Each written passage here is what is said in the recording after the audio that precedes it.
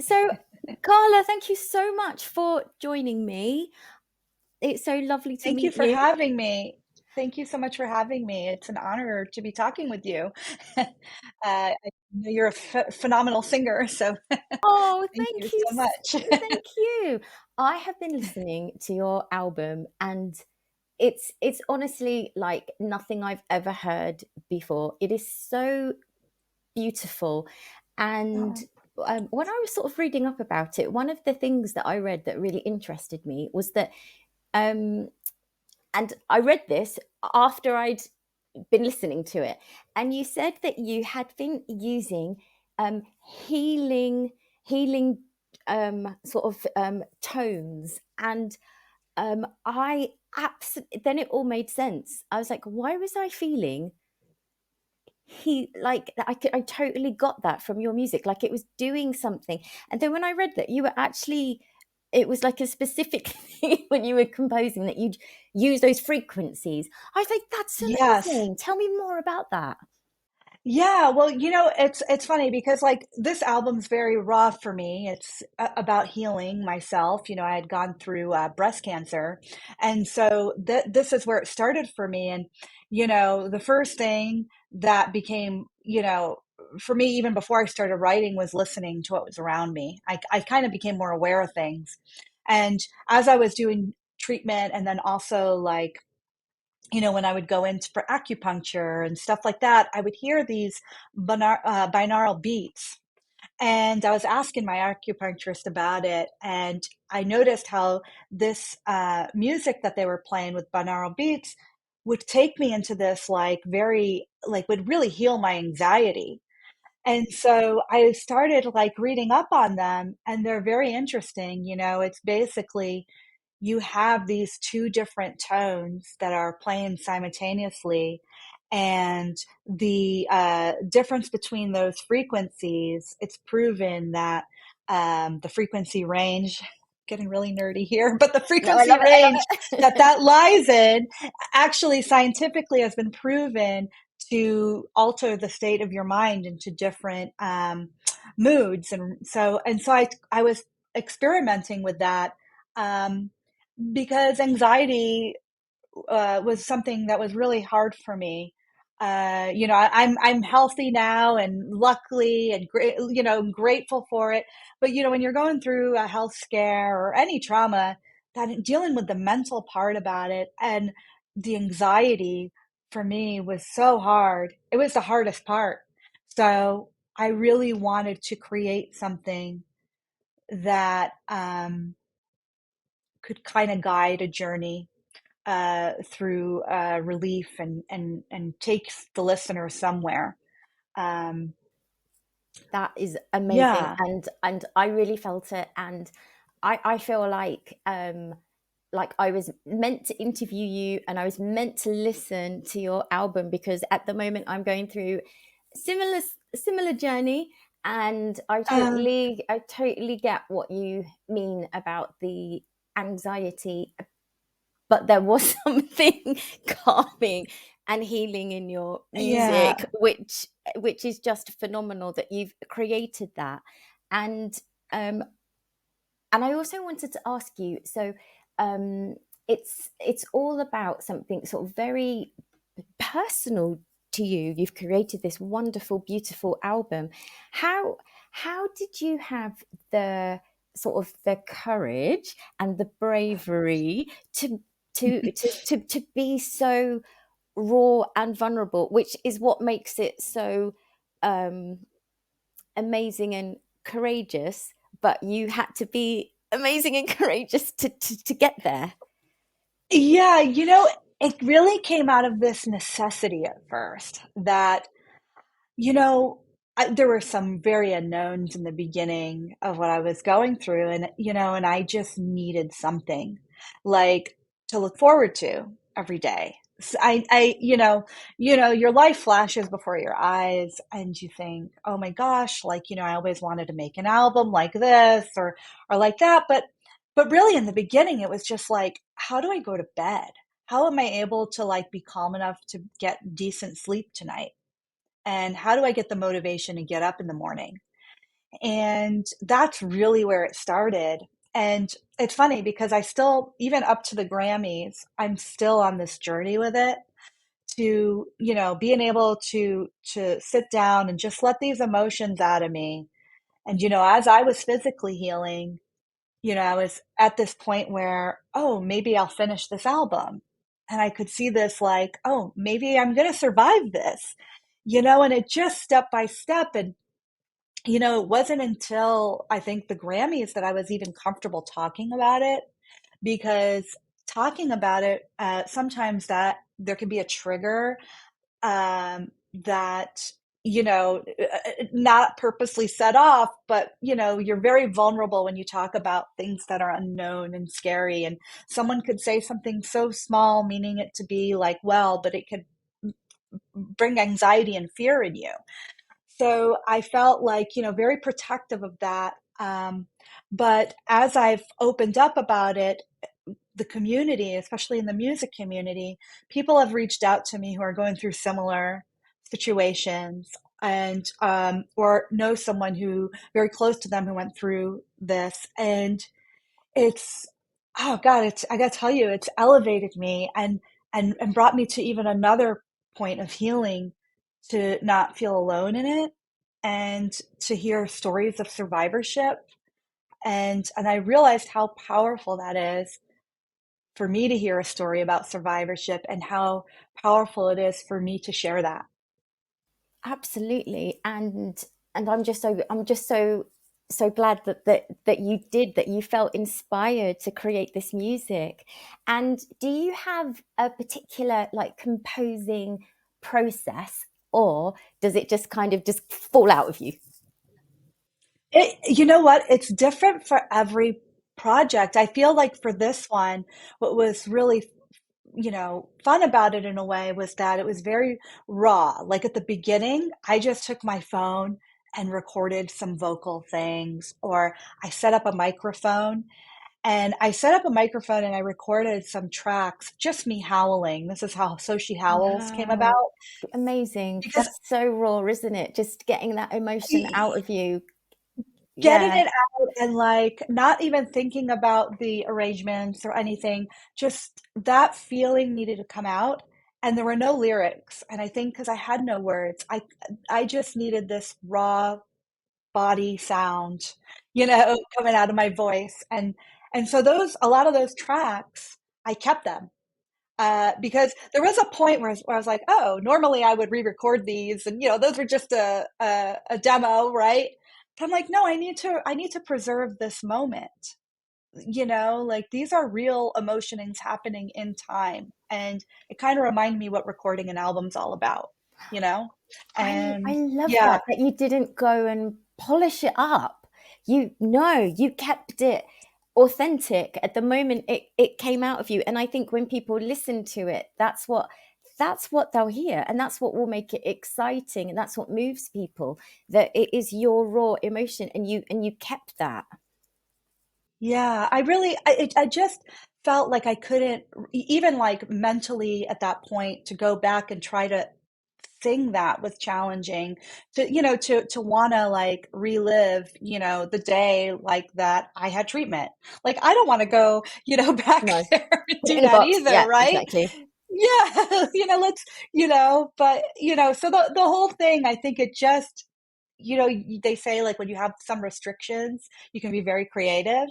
And I did have some restrictions, just because of the mental challenges. But I do think that ended up making this an open process at the same time, like very open feeling. So it's really weird in that way. No, I think that's brilliant. I Yeah. think when you don't put sort of like limitations on yourself, and you're just, being just your most raw, I think that's when the most amazing things can be created. That's amazing. Yeah. And did you create this like independently, or did you sort of pitch this idea or send demos to like a big label? No, I there was a discussion at first, like once, so at first I just made it. And before I brought the musicians on, I thought about maybe a label might be interested in it. And I talked to my film and TV agents, but I didn't really push it. And there wasn't really, I don't know, an avenue for it that I saw that could happen in the amount of time that I needed it to. But I was more actually interested in how I was going to pitch this to musicians, actually, because Mm. the collaborative process I felt like is what I really needed more than, a label at this point to put it out. I was just like, I really need the right musicians. So I was really focusing on the Scorchio Quartet, who are these phenomenal women in New York who Martha Mook is someone who I did a workshop with here in New York for BMI. And, they do the Tibetan House concert and they work with Philip Glass, Laurie Anderson, all these people I love, and also in the realm of this healing type music. And I thought they would be wonderful for this. So I pitched it to them. Yeah.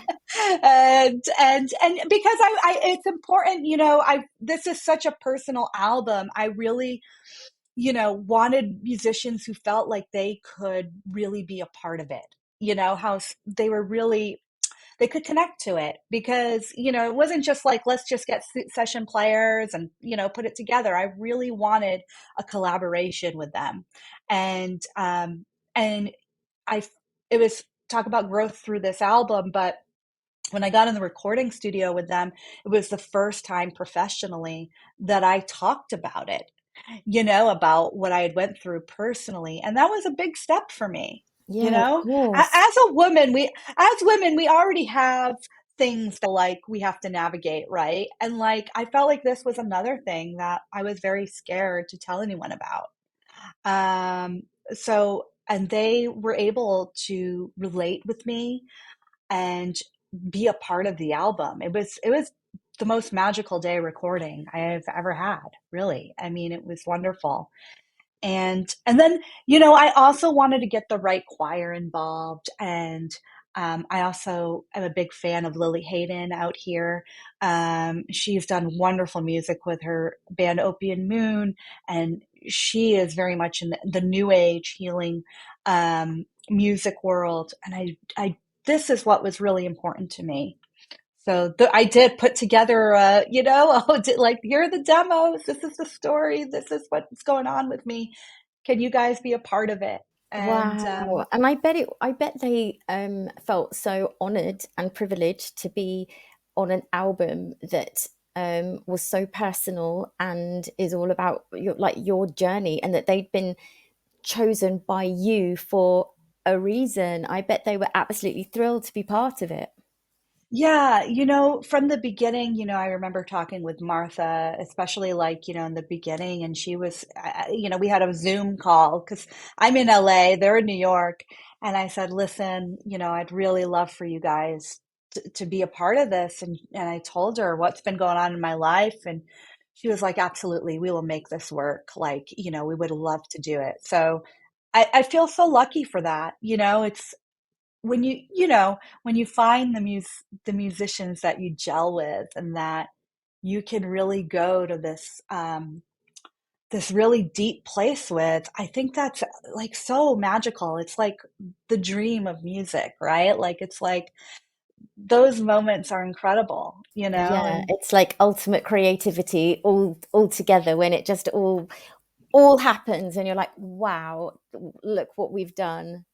And yeah. do you find that, what's it like now listening to the album, because it's such a part of your life that is full of so many emotions. It must be very emotional now listening to the album. It really is. But I think when the album turned for me towards the end of the album, there's a song called We Remember. And that out, like when I was at that point of this journey of healing, um, I had come to this place where I realized how powerful remembering can be. Like because I had lost my mom before all this, and Oh, I'm and so sorry to hear that.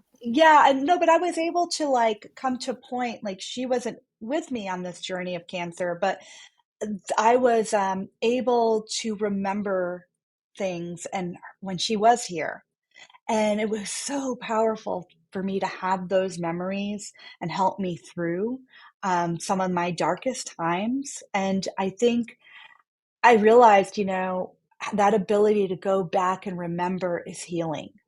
Like to be able to go back and revisit those moments and see them in a different way, from a different perspective of getting over it.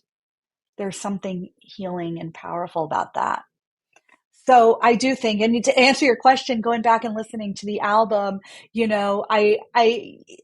I don't like, there was a period where I was like listening to make sure I had it all finished and stuff. But now if I go back and listen to it, it's like I can sit down and say, hey, this was a chapter of my life, Yeah. and not feel scared or any anxiety from it. I think it's just there's peace in it now.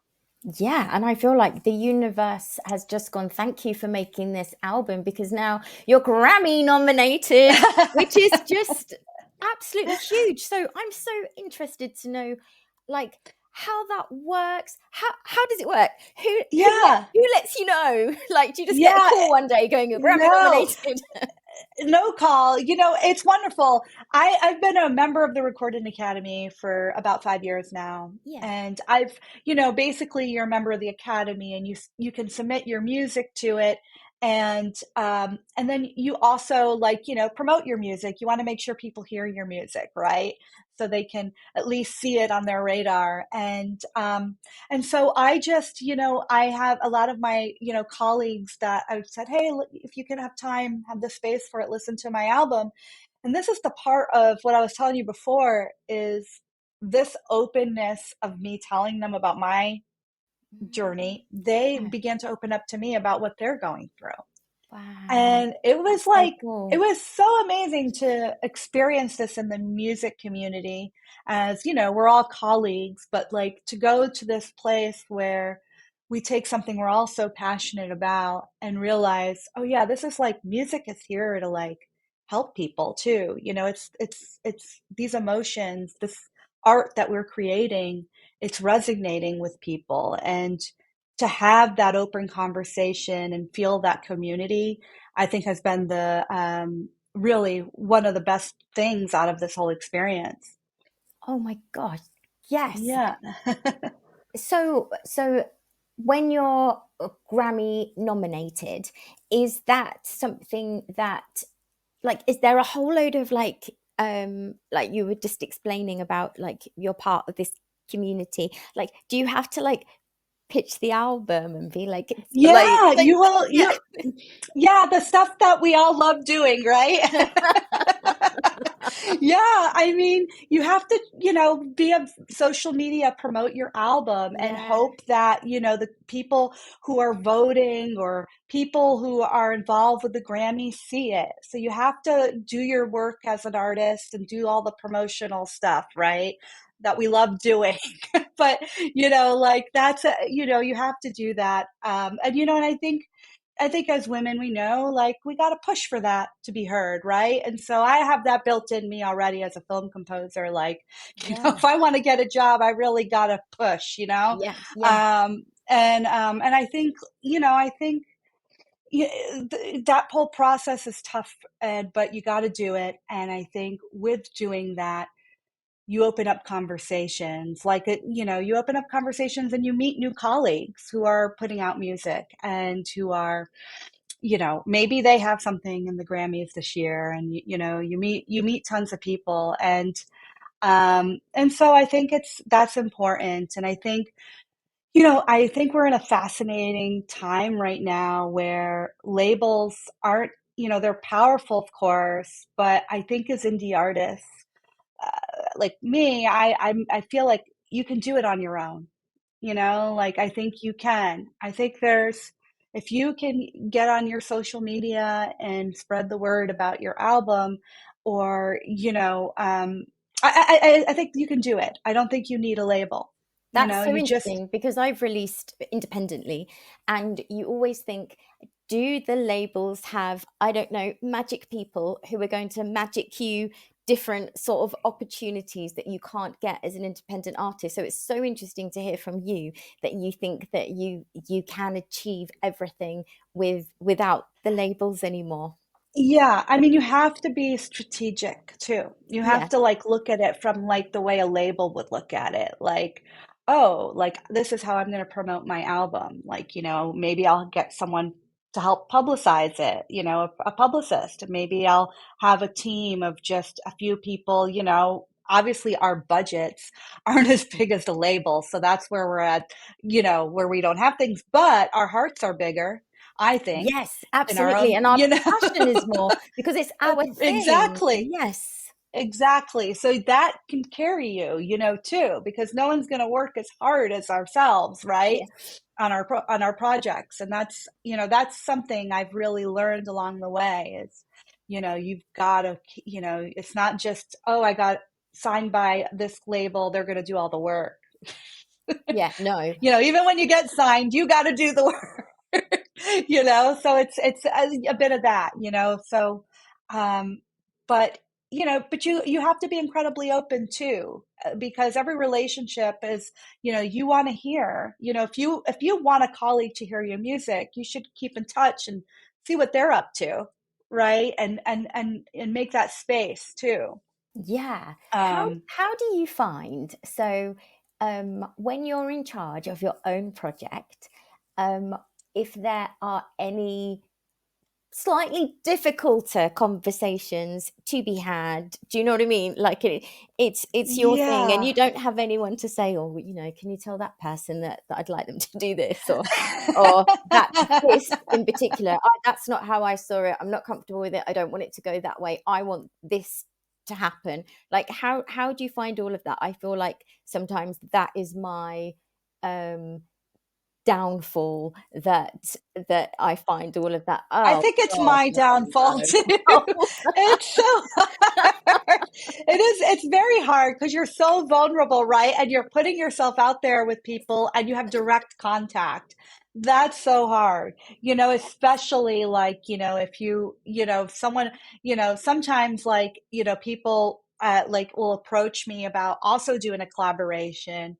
And as much as I'd love to do every collaboration, there are certain guidelines of how I need to work. And, I mean, it would be crazy. I'd be running around with my head chopped off if I, did every single thing Of course, you just and don't did it have within a certain the amount of time. time. It's just, there's just no time. And sometimes it's really hard to navigate that conversation with people without them taking it personally, um, or even just, like if someone's really kind of bugging, I've luckily haven't had too many of those experiences during this whole Grammy season of that, but it's hard, I think it's just a delicate thing with, making sure that there's not too many promises made, or, with anybody like, yes, I'll do that someday, or I don't know.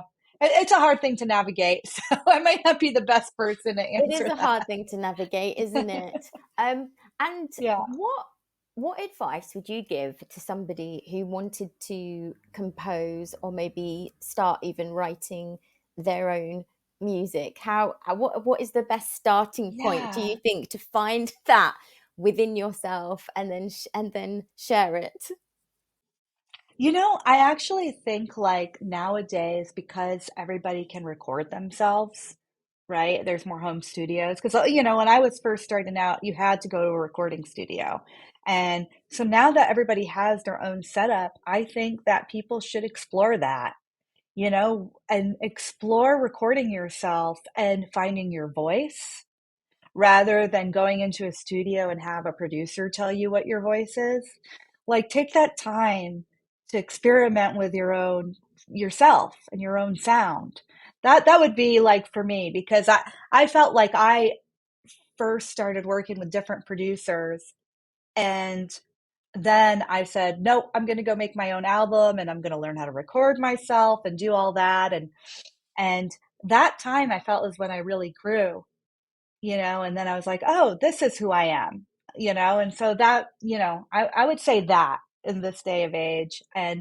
Um and I think like too, like it's like being, you know, if there's a line, there's always going to be someone I think coming in saying you should do it this way or that way. And I think retaining your own voice, to is going to be a challenge. And I think, just keep at that, you know? Yeah, finding who you are musically and Yeah.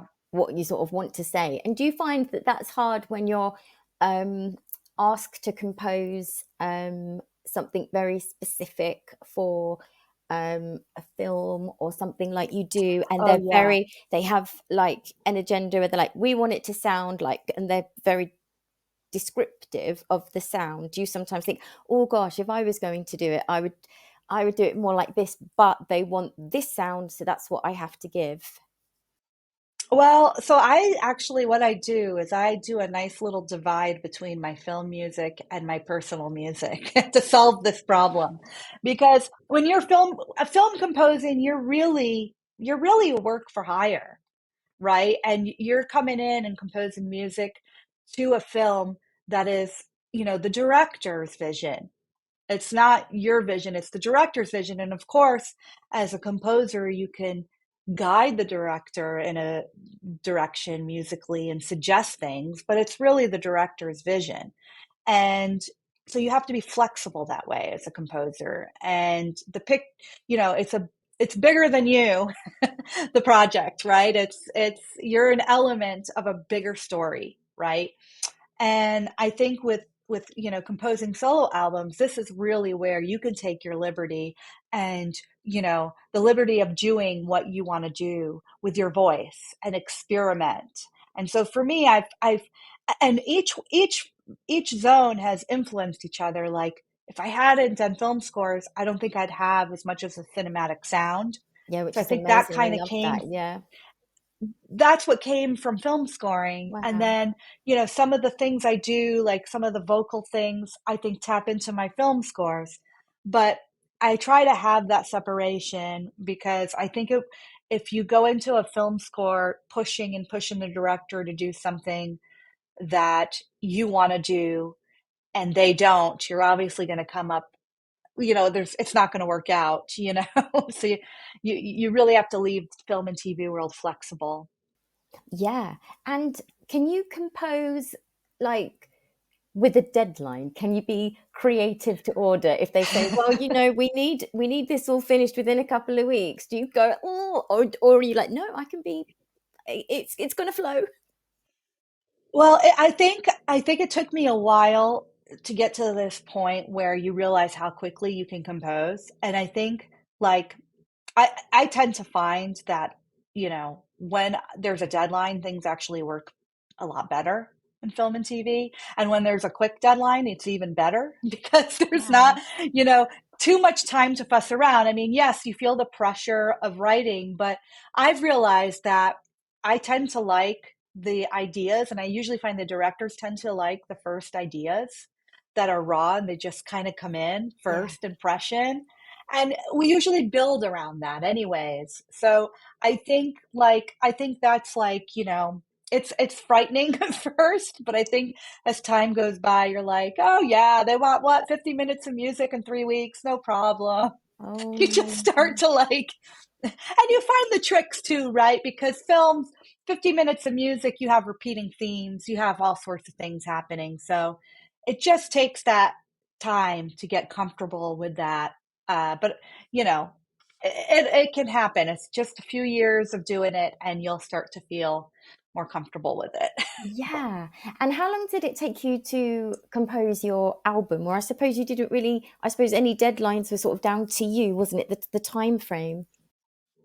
It really was. I think there was like, I think so. I started it, the whole process was a few years actually. Um, because let's see, I'm just trying to think. It was like basically 2 years and then I got into mixing. So yeah, like almost 3 years. And, you know, it was very gradual. Like, it was very like piece by piece. There was a lot of pausing in between it. where I wasn't writing. I just took time off, or, I couldn't sing, and there were just different hangups physically that I was dealing with that just made it impossible. But then, as I was able to get back to it, it just started to flow. So I do love, see, with personal projects, not having that deadline. The beautiful thing is, when you write something and you give it a little space and then you come back to it, right? Mm. And you can hear it a different way. And I think it's such a like gift to have that space with your albums, like to, be able to go back like a couple months later and revisit a piece you were writing and say, hey, maybe this can happen now, and maybe, or maybe that works. And, so I love having that space. And I think that's fun about doing solo work and stuff. Yeah, definitely. And Yeah. do you think that, I mean, I would assume that now, I mean, hopefully you're going to win your Grammy, but even to be sort of the album is now Grammy nominated, does that, I would imagine that that is just such a beautiful, um, it's going to elevate you to be able to say Grammy nominated. I mean, that's got to, be such like a huge, it, huge thing. it is. And, and I feel so like, grateful for it. And also Mm, just that the recognition from the music community is, yes. it's really, really amazing. And I think like, I have all these exciting emotions about, where this will take me musically. But I also am like reflecting on the fact of where I was, where I began it, and just to be going to the Grammys, I just feel like, I mean, I love everybody who's in this category. So I'm thrilled for everybody to be in the category with me. But just to like come from this point of where I was, this low, and to come to here, it really makes me like, it builds on that survival momentum. And, and that's who I'm actually, who I want to like dedicate this to, is to the women who went through this disease and made it possible for me to get treatment. If it wasn't for these courageous women 30 years ago who then took experimental medicine, that saved my life today. So hopefully this is, I feel like this is something I would like to dedicate to them. Um, That's amazing. so And that is so true. And I feel like you've taken sort of the ultimate, experience that's so challenging and just turned it into this huge, like amazing, glowing, positive thing that has led to so many like amazing things for you, both personally and professionally. And you just didn't let it hold you. It's like the opposite of letting it hold you back, which is just like amazing.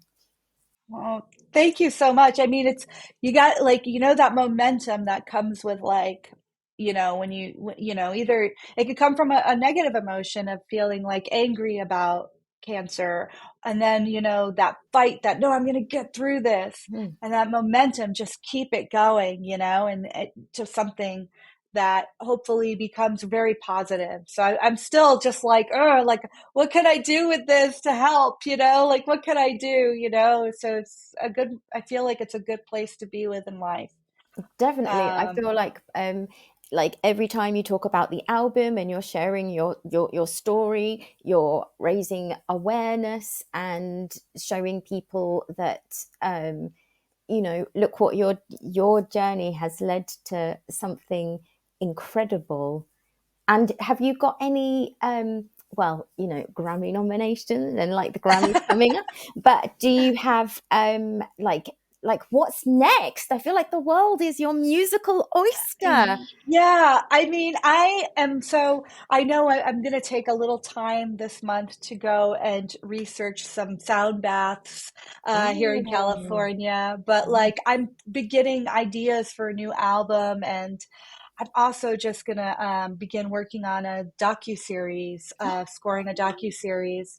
Sounds Um, exciting. yeah, so these are like all brewing right now, and I'm just really excited. It's that I get to do work that I love, and with projects that I love, and so So that's, yeah, I've got a busy month coming up, and hopefully more new music to share soon. Oh, that would be amazing new music, because I am just so loving listening to your album. It's just so, so beautiful and healing Thank and you. magical. I was listening to it and thinking, oh gosh, it's like it all sort of comes and like it's like an aura that surrounds you, your album. It's just so, so, so fabulous. And it's Oh, been thank you.